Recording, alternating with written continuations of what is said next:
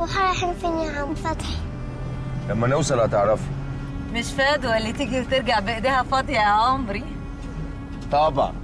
وهي فدوى دي عاديه ولا بتعمل اي حاجه عاديه؟ رحتي بيت اهلي ليه يا فدوى؟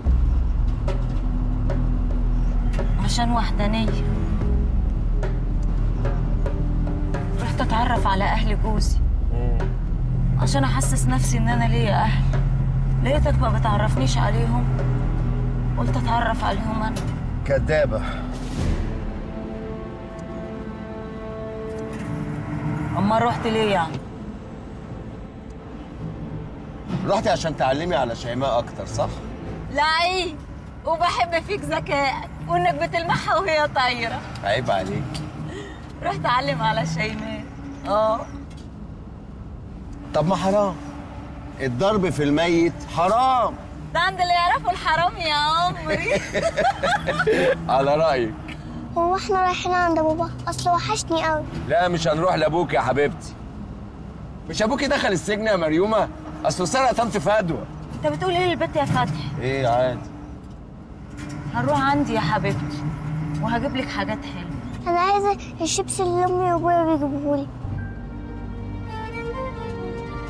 حاضر، هجيب لك اللي انت عايزاه.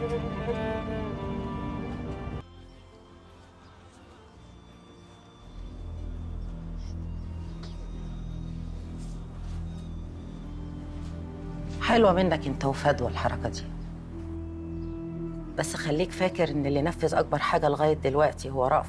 ما هو عشان كده هياخد نصيب رضوان، مش هياخد شويه يعني. بس ناخده بس الاول يا فتحي.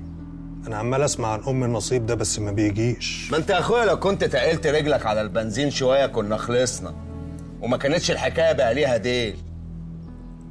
بس يلا المره الجايه ان شاء الله هبقى تاقل رجلي.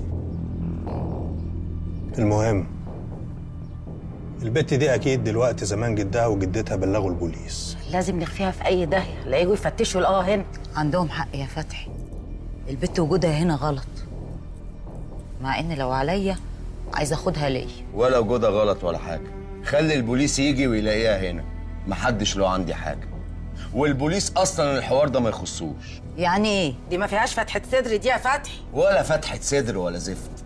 البت دي انا عمها وانت عمتها، التانيين جدها وجدتها مش ابوها وامها. يعني لو بلغوا البوليس كل اللي على البوليس هيجي يسالني البت عندك، اقول لهم عندي، ومش هديها لحد. بنت اخويا ومحدش هيربيها غيري. التانيين هيقولوا لا احنا اللي عايزين نربيها، هنتخانق مع بعض. البوليس مش في ايده غير انه يودي الموضوع للمحكمه، والمحكمه تبقى تحكم بقى على مهلها، ساعتها يبقى حلها الحلال. لكن لو انتوا فاكرين ان البوليس في ايده يقول البت تقعد عند مين، تبقوا غلطانين. يعني مش هيعملوا لك حاجة ازاي يا اخويا وانت خاطفها؟ هو في عم بيخطف بنت اخويا هبله؟ دماغك سم.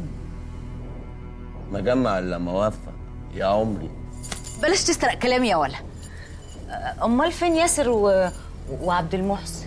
ياسر في الصيدليه وعبد المحسن ما اعرفش.